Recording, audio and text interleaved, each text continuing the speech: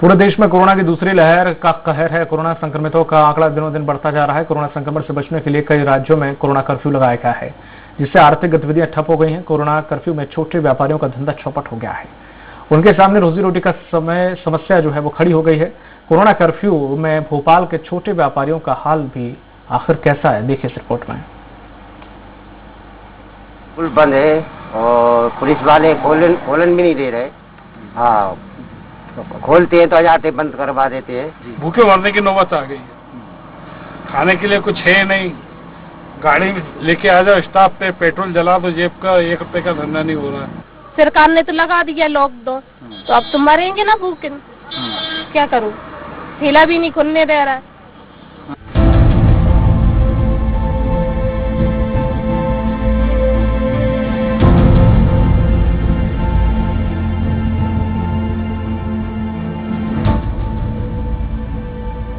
Corona महामारी की दूसरी लहर, लॉकडाउन की मार और आर्थिक तंगी का आलम। पूरे देश में कोरोना से हाहाकार है, लाशों के ढेर लग रहे हैं। देश के कई राज्यों के मुख्यमंत्रियों ने ज्यादा संक्रमित जिलों में कोरोना कर्फ्यू लगा दिया है, जिससे व्यापार ठप हो गए हैं।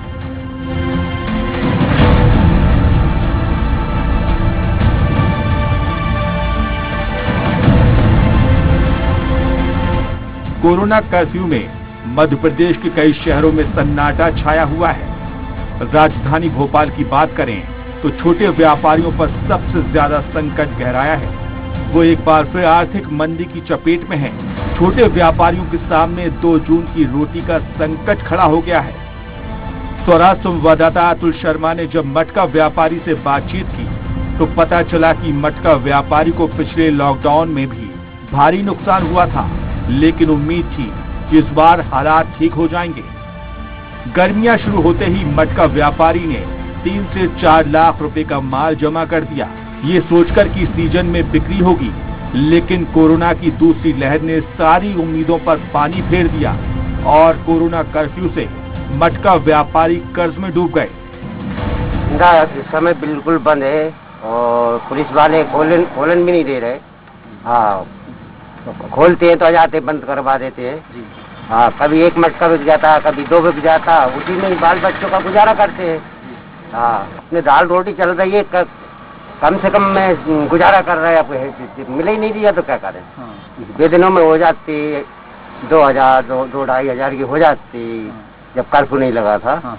जब से कर्फ्यू लगा, जब से कोई बिक्री नहीं हो रही। पानी पूरी और चाट के ठेले लगाने वालों के हाल भी बेहाल हैं। पानी पूरी का ठेला लगाने वाली महिला का पूरा परिवार यही काम करता है। इनके पास 3 ठेले हैं।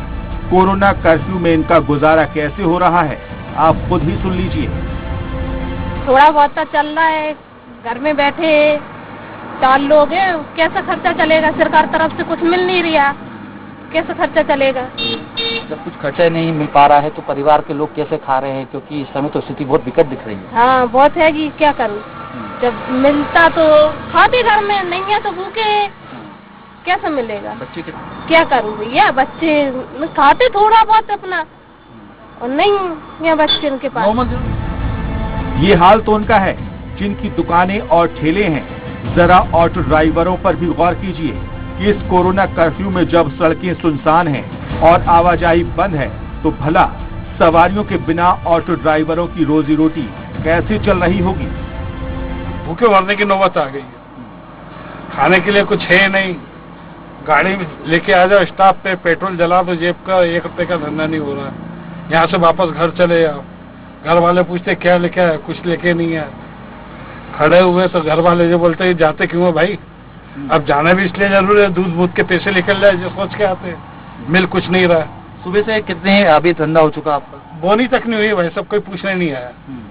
खड़े हुए सुबह से 8 बजे से, खड़े जब तक सवारी मिली ठीक है, नहीं तो यहाँ से खाली ले जाएंगे। परिवार में कितने लोग हैं आपके? 10 लोग हैं।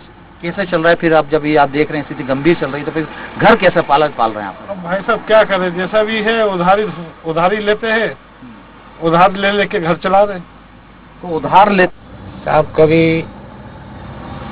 1 आध बोनी हो जाती है, नहीं तो सुबह से खड़े शाम को घर चले जाते हैं। फिर घर कैसे चल रहा है? ऐसा अब कैसे चल रहा है साहब, वो इधर उधर से किसी से ले लेते 100-200 रुपए, तो सोचते हैं कि ऑटो लेके जाएंगे, कोई 1-2 सवारी मिलेगी, छोड़ के शाम को पैसे देंगे।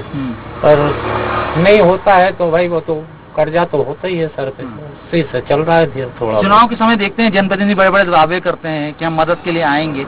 इस समय कोई मदद के लिए आया? नहीं साहब, कोई नहीं आया, कोई आके पूछा भी नहीं है कि आपका क्या हाल है, आप कैसे घर चला रहे हो, आपका परिवार कैसे चल रहा है, कोई नहीं पूछने आया। कोरोना की वजह से एक ओर लोगों की जान जा रही है तो वहीं दूसरी ओर लोगों का रोजगार भी छिन रहा है। हालात भयानक हैं। लोग समझ नहीं पा रहे हैं कि उन्हें इस वक्त क्या करना चाहिए। सरकार छोटे व्यापारियों की मदद का आश्वासन तो दे रही है, लेकिन मदद कब तक मिलेगी ये किसी को नहीं मालूम। स्थिति ये है कि कहीं से कोई आमदनी नहीं हो रही है, सरकार की तरफ से कोई मदद भी नहीं मिल रही है। इंतजार है कि एक सुबह आएगी जब ये तमाम महामारी मिटेगी और वापिस हमारे वही दिन आएंगे कि हम अपने परिवार को सुकून से पाल सकेंगे। स्वराज एक्सप्रेस लोगों से यही अपील करता है कि घर में रहें और कोरोना से सुरक्षित रहें। बुरा वक्त जल्द ही बीत जाएगा, उम्मीद की नई सुबह जरूर होगी। कैमरा पर्सन सुदेश कटियार के साथ स्वराज संवाददाता अतुल शर्मा की स्पेशल रिपोर्ट।